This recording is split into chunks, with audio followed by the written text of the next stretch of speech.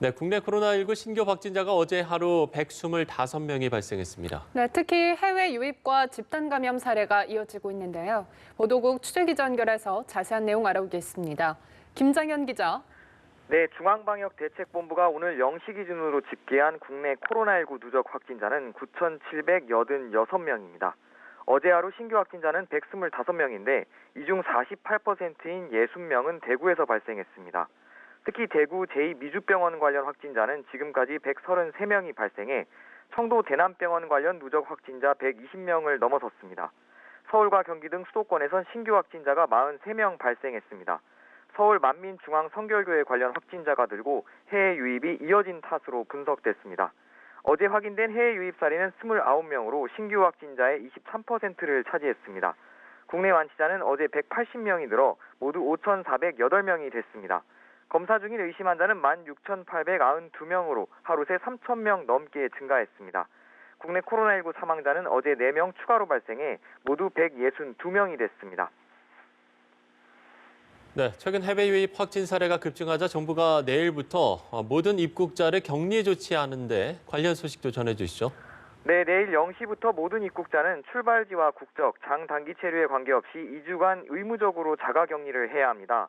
국내 주거지가 없는 입국자는 정부와 지방자치단체 시설에 격리됩니다. 정부는 이와 관련해 약 1,600명을 수용할 수 있는 시설을 확보했기 때문에 격리 조치에는 문제가 없을 것이라고 밝혔습니다. 정부는 국내 주거지가 있는 입국자에게는 승용차를 이용해 귀가해달라고 권했습니다. 승용차를 이용하기 어려운 입국자는 인천공항에서 출발하는 공항버스를 이용하거나 광명역까지 셔틀버스로 이동해 KTX 전용칸을 타고 지역 거점으로 이동해야 합니다. 이때 공항철도 이용은 제한됩니다.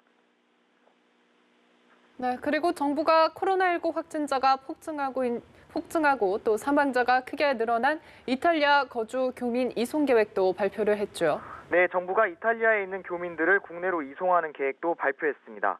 이탈리아의 코로나19 확진자는 9만 7천여 명에 달하고 확진자 대비 사망자 비율을 나타내는 치명률은 11%로 높은 상황인데요.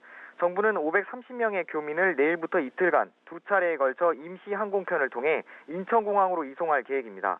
내일은 오후 2시쯤 313명이, 모레는 오후 4시쯤 212명이 국내에 도착할 예정입니다. 이탈리아 현지에서 탑승된 우리 검역관이 건강 상태를 확인해 의심 증상이 나타난 사람은 그렇지 않은 교민과 좌석을 분리합니다. 다만 탑승 전 37.5도 이상의 열이 있는 교민은 탑승할 수 없습니다. 입국한 교민 중 의심 증상이 나타나면 즉시 인천공항에서 코로나19 진단검사를 받게 됩니다. 의심 증상이 없는 경우에는 임시생활시설로 이동해 퇴소할 때까지 두 차례 진단검사를 받고 최장 14일간 격리 생활을 하게 됩니다. 지금까지 보도국에서 전해드렸습니다.